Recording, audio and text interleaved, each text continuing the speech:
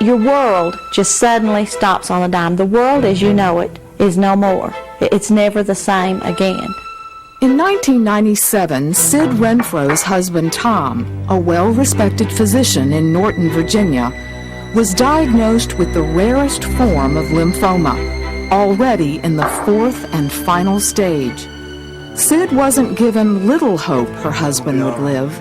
She was given no hope. We had gone there with hopes that they could do something, but he told us there was no radiation, there was no chemotherapy, that they would not try anything. He said, "We will not touch you, just go home." Things quickly went from bad to worse. The physician told us that day that if it attacked a major organ, that he would probably only last about 3 months. And the very next day, his kidneys were attacked. For all practical purposes, once you have extensive stage disease with this, the odds are approaching zero that you'll be disease-free. Well, I saw Dr. Renfro contract a debilitating disease that progressively consumed his life and his health to the point where I expected him truly to die. What you're about to see is home video of Tom speaking weekly to his church in Norton, Virginia. Watch as his body rapidly deteriorates. His condition worsened day by day. Mentally, I was fighting because I was so physically exhausted. He began to spit up blood. When this started happening, it was just like the clock was ticking. And his physicians did not think that he would live. He's been attacking my body now for almost a year. For over a year. He's been attacking my body. Today is the day that you need to take time to thank God for the very blessings of your life. Yes. When you get like me, there's not going to be time. But perhaps the most heart-wrenching part of his ordeal were the grotesque tumors that grew all over his body. You could just almost watch the tumors grow. They just went from marble size to golf ball size to finally like apple size on his neck. He was just totally at everyone's mercy. He could do nothing for himself, nothing. Doctors gave Tom zero chance of living the next few weeks. Sid held fast to the one source that gave her strength and pulled her through each day, her faith in Jesus Christ. And although she wanted God to heal Tom, it was apparent that God was about to walk her through the loss of a loved one. She knew it was the end. In the bathtub sobbing, when God, where are you? Where are you? Do you see us? And you know he does. But when it goes on day after day and week and month, you just think, God, where are you? The answer to Sid's question was that God was right there. We'd like to show you another side of Tom Renfro's seemingly inevitable story of death. And this side includes a small Virginia congregation that would not give up. They prayed 40 days and 40 nights. They took 2 days off for a weekend, and they went back into prayer for 40 days. And I would call and I'd say, he's struggling to breathe. He's so sick. His fever's so high. His kidneys have failed. And they would begin to pray with me and stand with me in faith.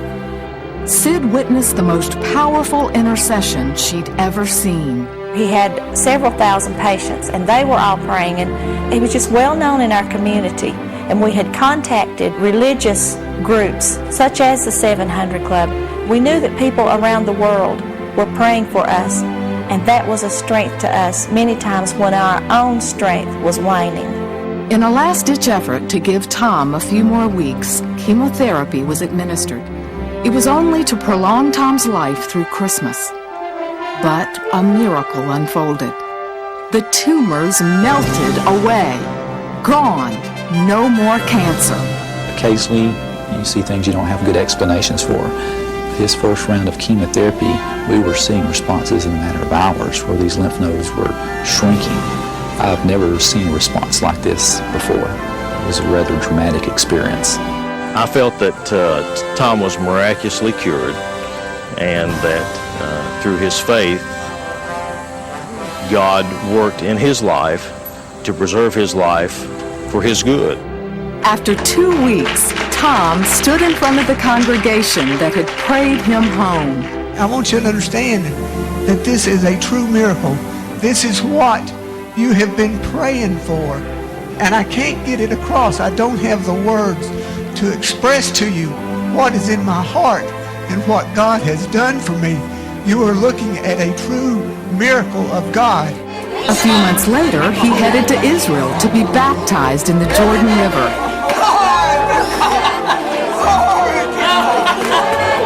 We'd like you to see Dr. Tom Renfro today. The day God healed me, the reaction of the people around me, of my wife, my family, my friends, was exuberant joy. They were so excited, from the physicians down to the people coming in sweeping the floors.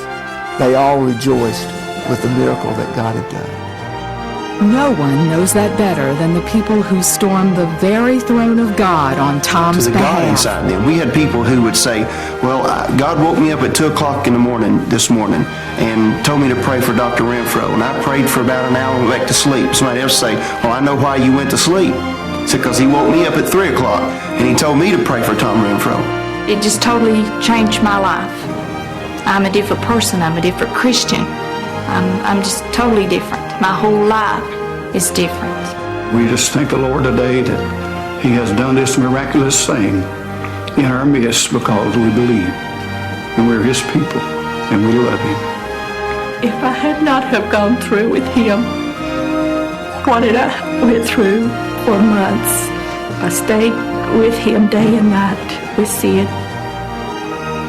Then when my own children were diagnosed with cancer, both my daughters, I had the reassurance to know that they were going to come through, that God would heal them because I saw what he did for Tom. One of the only things that make it to heaven before you do is your words. To ring in the very ears of God within the throne room of heaven, and God hears our prayers.